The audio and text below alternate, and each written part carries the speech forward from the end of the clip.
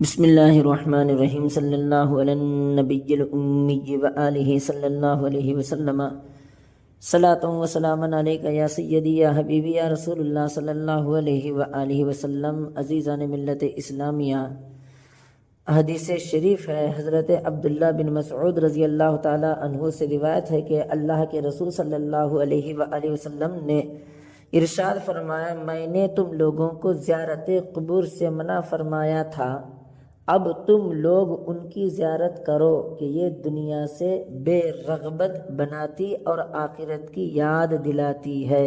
ابن ماجہ۔ صلی اللہ علیہ وآلہ وسلم۔ اے ایمان والو، قبر کی زیارت سنت ہے۔ گزشتہ بیان میں محبوب خدا رسول اللہ صلی اللہ علیہ وآلہ وسلم کے ارشاد گرامی کی روشنی میں ظاہر اور ثابت ہو گیا کہ حضور صلی اللہ علیہ وآلہ وسلم قبر انور و اقدس کی حاضری نہ صرف جائز بلکہ صحابہ اکرام رضی اللہ تعالی عنہم اور تابعین اعظام رضی اللہ تعالی عنہم کی عادت و سنت ہے، اور آج تک کے اولیاء اکرام و بزرگان دین کا معمول رہا ہے، مگر منافق و بدعقیدہ شخص کہہ سکتا ہے کہ نیکوں، محبوبوں اور اولیاء اللہ کے مزارات پر حاضری اور زیارت کا کوئی ثبوت نہیں ہے، اور نیکوں اور محبوبوں کی قبروں کی حاضری اور زیارت بدعت و ناجائز ہے۔ اس لیے ضروری تھا کہ اولیاء و صالحین کی قبروں کی زیارت و حاضری احادیث مبارکہ اور سلف صالحین کے احوال و اقوال کی روشنی میں بیان کیا جائے اور ثابت کیا جائے کہ اولیاء و صالحین کی قبروں کی زیارت و حاضری سنت ہے، بدعت و ناجائز نہیں ہے۔ نیکوں کی قبروں کی زیارت سنت نبوی صلی اللہ علیہ وآلہ وسلم ہے۔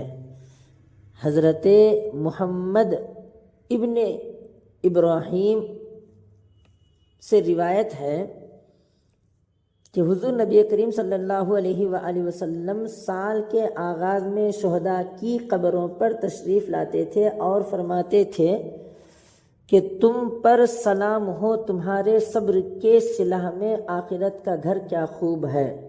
راوی نے کہا، حضرت ابو بکر صدیق رضی اللہ تعالی عنہ اور حضرت عمر رضی اللہ تعالی عنہ اور حضرت عثمان غنی رضی اللہ تعالی عنہ بھی ایسا ہی کرتے تھے۔ ابن عبد الرزاق۔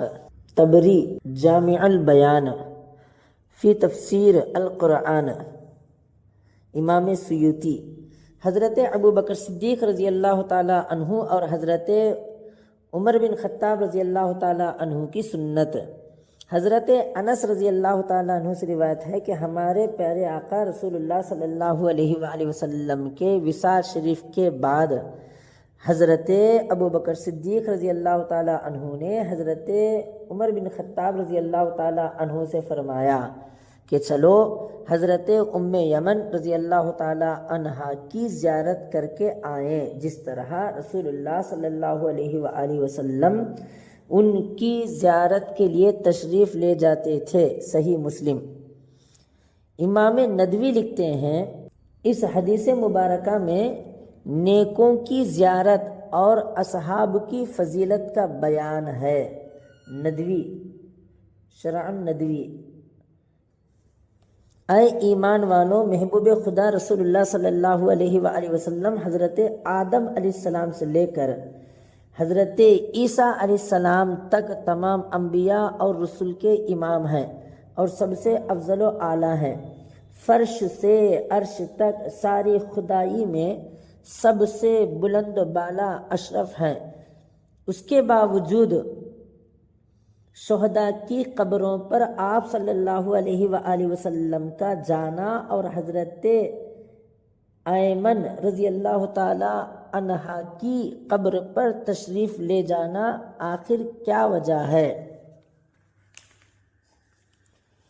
مطلب صاف طور پر ظاہر ہے کہ ہمارے آقا غیبدہ نبی صلی اللہ علیہ وآلہ وسلم جانتے تھے کہ قرب قیامت میں کچھ منافق مسلمان یہ کہتے نظر آئیں گے کہ نیکوں اللہ والوں کی قبروں پر جانا بدعت و ناجائز ہے، میرا غلام پریشان ہوگا۔ اس لیے نبی صلی اللہ علیہ وآلہ وسلم شہداء اور نیکوں کی قبروں کی زیارت کے لیے تشریف لے گئے تاکہ منافق کے خلاف دلیل ہو جائیں اور میرا غلام بتا سکیں کہ نیکوں اور اللہ والوں کی قبروں پر جانا اور زیارت کرنا بدعت و ناجائز نہیں ہے، بلکہ ہمارے نبی محبوب خدا رسول اللہ صلی اللہ علیہ وآلہ وسلم کی سنت مبارکہ ہے، اور نیکوں کی قبروں کی زیارت کرنا افضل البشر بعد الانبیاء بالتحقیق حضرت ابو بکر صدیق اور حضرت عمر بن خطاب رضی اللہ تعالی عنہما کی بھی سنت مبارکہ ہے۔